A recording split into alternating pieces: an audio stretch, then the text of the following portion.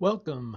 This is Jordan Chankis from the ARC Westchester, and it's time for our Tech Ambassadors meeting. For anyone who is new to these webinars, our goal here is to talk about the practical uses of personal technology. And you can find all of our webinars from the past at this link to our website, arcwestchester/technology. Fabulous news, absolutely fabulous news, that our registration is now open for our tech conference, which is coming up on March 28th, 2019. Should be a fabulous day of learning. Our theme this year is Learn, Work, Live. And based upon the input of the attendees from the prior years, we're really focused on practical workshops. We're going to have so many workshops throughout the day, and you should be able to come away with a lot of tools that you can take and use in your everyday work. So let's get on to our discussion of today. We're talking about picTalk. It's a free app. It's available on the iOS App Store, and it comes all the way from England. It's developed by Keele University in England. It is geared at people with learning disabilities, people with cognitive disabilities, to facilitate stories and conversations about their illness, their life, the impact of their illness, or their future. You can download all these details right from the handout section of our webinar control panel, or when I post this webinar after it's been edited to our website, the PowerPoint will be posted there. The format is that it uses single cards to explore and visualize meaning and check understanding of the child or the young person. And that's their words from Keele University. Actually, you could use this with people of any age, and you'll see why in a couple of moments. Here's my pearls of wisdom. In a perfect world, everyone should be able to easily communicate with each other. And guess what? Unfortunately, this is not a perfect world. People who have no speech or speech that is difficult to understand still have stories to tell. Just because you don't say something doesn't mean that there isn't something within you. AAC devices like Dynavoxes. AAC stands for the Augmentative and Alternative Communication Devices. So much easier to say AAC. And they're good alternatives, but many people find them difficult to use, and you see a lot of abandonment of those devices. So the purpose of this app is to serve as a simple, and let me emphasize, it's a free app. It's a conversation starter and a bridge to a person's story. So when you open the page of the app, the first page that hits you, it gives you options.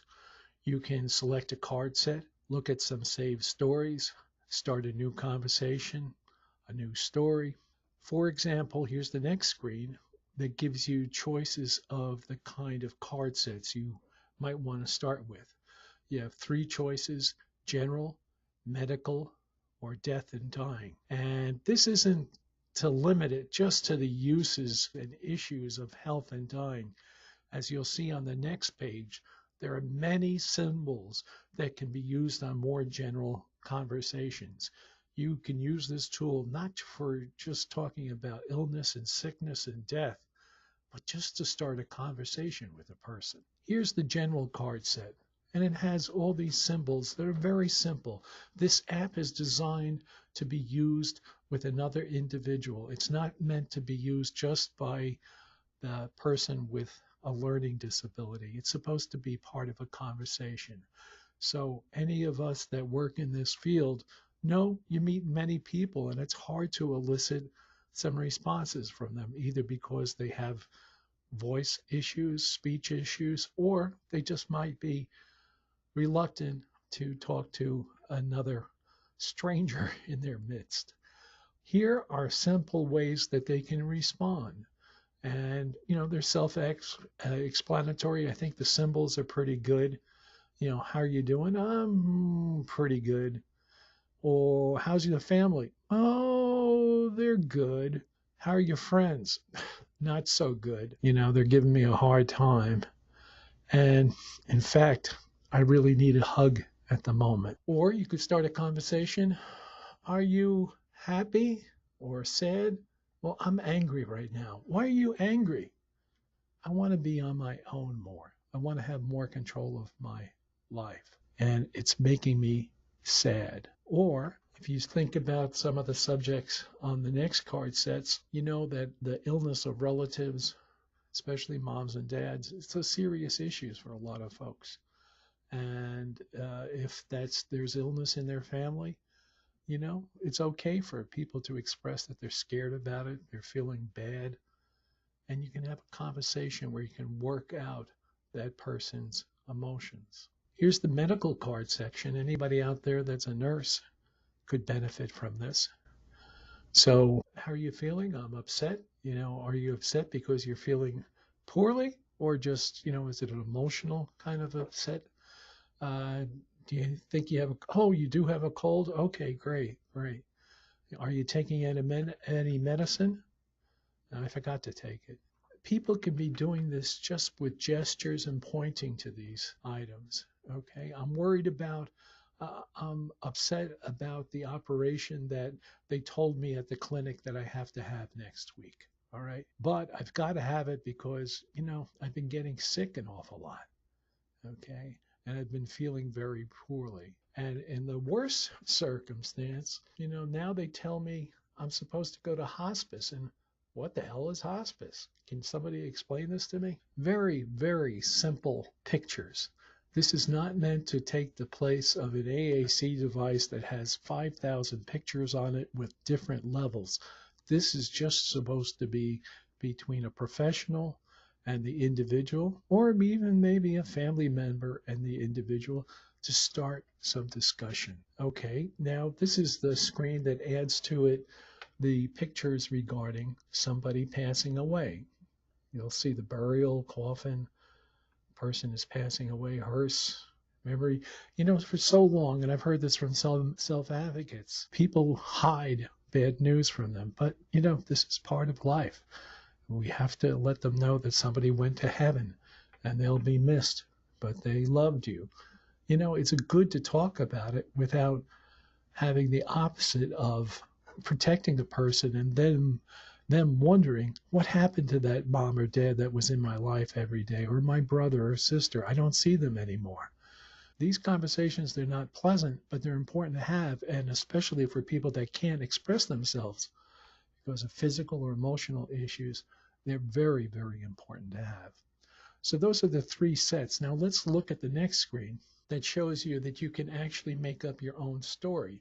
You have all the pictures that are part of the prior card sets at the bottom of the screen, and you just drag and drop them up to these boxes. You can put 6 pictures together. You could drag angry up, and I'm angry with my family because I don't get to see them enough, and they guess they don't want to see me.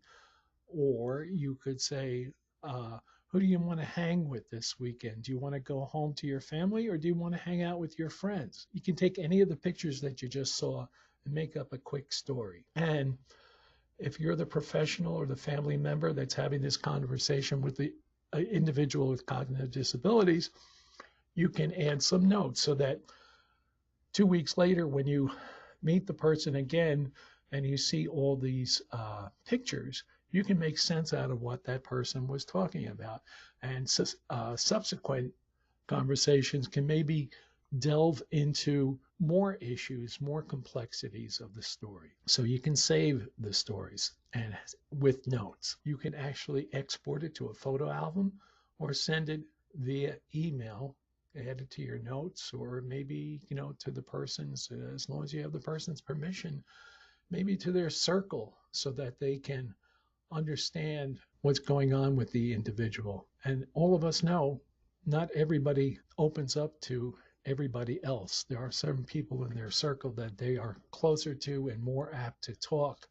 And hopefully that's not only families, but some wonderful practitioners in this field. There's also a help component to this app. It's a simple app, so the help component doesn't go on forever, but it's pretty darn good. So I'd encourage you to download this app on the iOS store and try it out. Use some imagination with it. And, Even if it gets to the point that you want to add a couple of pictures to it, it doesn't have that capability, but there's no reason that you can't take this same principle and make up a picture board with somebody that can focus on what they want to talk about. It's great if they have a Dynavox, but that doesn't happen that often, and you need quite a bit of cognitive ability to drill down to the various levels to make an AAC device effective for a conversation. This is a great way, especially for those therapists out there that have somebody coming in and wants to talk about their life.